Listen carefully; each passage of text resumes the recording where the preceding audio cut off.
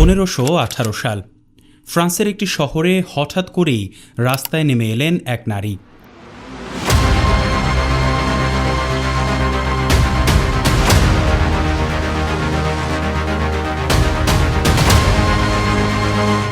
কোনো গান নেই, কোনো বাদ্যযন্ত্র নেই, তবুও তিনি নাচছেন।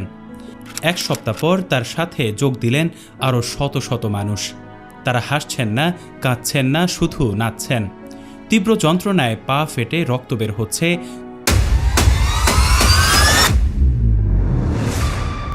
তবুও থামছেন না। নাচতে নাচতেই একে একে মাটিতে লুটিয়ে পড়ে মারা যাচ্ছেন তারা। ঠিক তার 300 বছর পর 1859 সাল মাঝরাতে হঠাৎ করেই পুরো পৃথিবীর আকাশ এমন এক অদ্ভুত আলোয় জ্বলে উঠল যে মানুষ ভাবল ভোর হয়ে গেছে। টেলিগ্রাফ লাইনে কোনো বিদ্যুৎ সংযোগ নেই, তাও সেখান থেকে অনবরত বার্তা চলেই যাচ্ছে।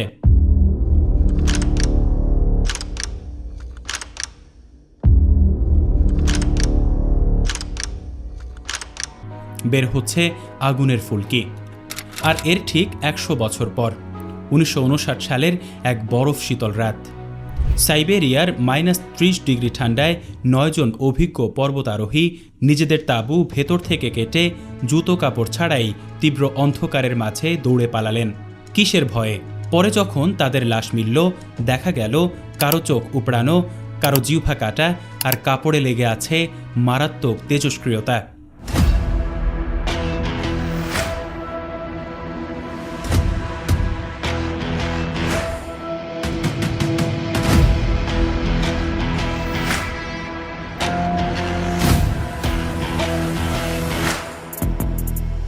মানব ইতিহাসের এমন 3টি ঘটনা যা সত্যি সরকারি নথিতে প্রমাণিত, কিন্তু আজ পর্যন্ত পৃথিবীর কোনো বিজ্ঞানী বা ইতিহাসবিদ এর রহস্য ভেদ করতে পারেননি। তৈরি হয়ে যান, কারণ আজকের এই ভিডিওতে আমরা ইতিহাসের পাতা উল্টাবো এবং প্রবেশ করব এমন এক দুনিয়ায় যেখানে বাস্তবতাই কল্পকাহিনীর চেয়েও বেশি ভয়ঙ্কর।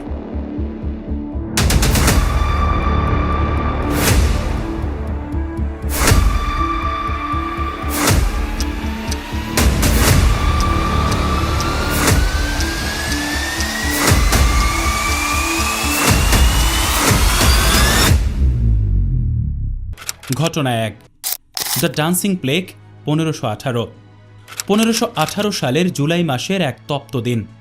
স্থান রোমান সাম্রাজ্যের অন্তর্ভুক্ত স্ট্রাসবার্গ শহর। ফ্রেউট্রফিয়া নামের এক নারী হঠাৎ করে ঘর থেকে বের হয়ে রাস্তার মাঝখানে নাচতে শুরু করেন। তার এই নাচের পেছনে কোনো গান ছিল না কোনো বাদ্যযন্ত্র বা উদযাপনের উপলক্ষ। সবচেয়ে অদ্ভুত বিষয় ছিল তার মুখের অভিব্যক্তি। তার মুখে আনন্দের কোনো ছাপ ছিল না, বরং তীব্র যন্ত্রণা ও ভয়ের মধ্যে ছিল।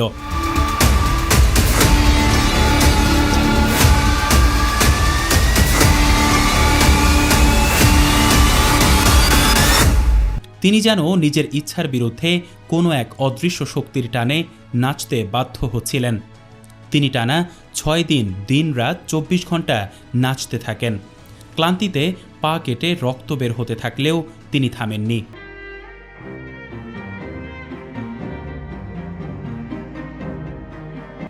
প্রথম সপ্তাহের মধ্যে ট্রফিয়ার সাথে আরও 34 জন মানুষ যোগ দেন। তারা সবাই একইভাবে সম্মোহিতের মতো নাচতে শুরু করেন। আগস্ট মাসের মধ্যে এই সংখ্যা দাঁড়ায় প্রায় 400 জনে। আক্রান্তদের মধ্যে নারী, পুরুষ ও শিশু সবাই ছিল।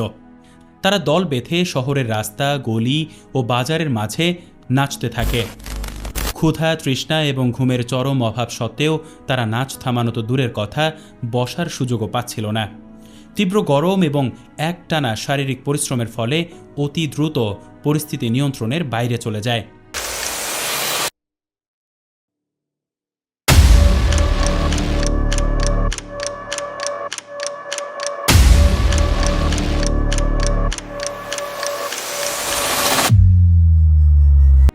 প্রতিদিন প্রায় 15 জন মানুষ হৃদযন্ত্রের ক্রিয়া বন্ধ হয়ে স্ট্রোক করে বা চরম ক্লান্তিতে মাটিতে লুটিয়ে পড়ে মারা যেতে শুরু করে।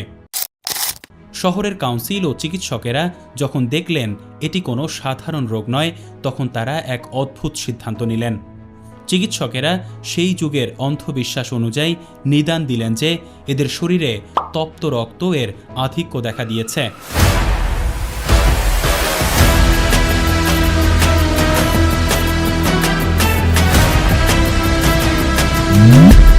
এই রোগ থেকে মুক্তি পাওয়ার একমাত্র উপায় হলো এদেরকে আরও বেশি নাচানো, যতক্ষণ না শরীর থেকে সব তপ্ত রক্ত ঘাম হয়ে ঝরে যাচ্ছে। কর্তৃপক্ষ এই তত্ত্ব বিশ্বাস করে পরিস্থিতি আরও সহজ করার সিদ্ধান্ত নেয়। তারা আক্রান্তদের জন্য দুটি বড় হলরুম এবং একটি কাঠের বড় মঞ্চ তৈরি করে দেয়। নাচের গতি সচল রাখতে তারা পেশাদার ঢোল বাদক ও বাঁশি বাদক ভাড়া করে। এমনকি ক্লান্ত হয়ে কেউ যেন পড়ে না যায় তাই শক্তিশালী সুস্থ মানুষদের নিয়োগ দেওয়া হয়েছিল আক্রান্তদের ধরে রেখে নাচানোর জন্য। এই সিদ্ধান্ত হিতে বিপরীত হয়েছিল। বাদ্যযন্ত্রের আওয়াজে আক্রান্তদের উন্মাদনা আরও বেড়ে যায় এবং সুস্থ সাধারণ মানুষও সম্মোহিতের মতো সেই নাচে যোগ দিতে শুরু করে। ফলে মৃত্যুর মিছিল আরও দীর্ঘ হয়। আগস্ট মাসের শেষের দিকে যখন সাধারণ উপায়ে কোনো কাজ হলো না, তখন কর্তৃপক্ষ বুঝতে পারল এটি কোনো শারীরিক ব্যাধি নয়, বরং কোনো ধর্মীয় বা অলৌকিক অভিশাপ। তারা নাচিয়ে শহর থেকে দূরে পাহাড়ের চূড়ায় অবস্থিত সেন্ট ভিটাস নামক এক সাধুর মঠে নিয়ে যাওয়ার নির্দেশ দেয়। সেখানে আক্রান্তদের পায়ে লাল রঙের জুতো পরিয়ে দেয়া হয় এবং যাজকেরা তাদের ওপর পবিত্র জল ছিটিয়ে প্রার্থনা করেন।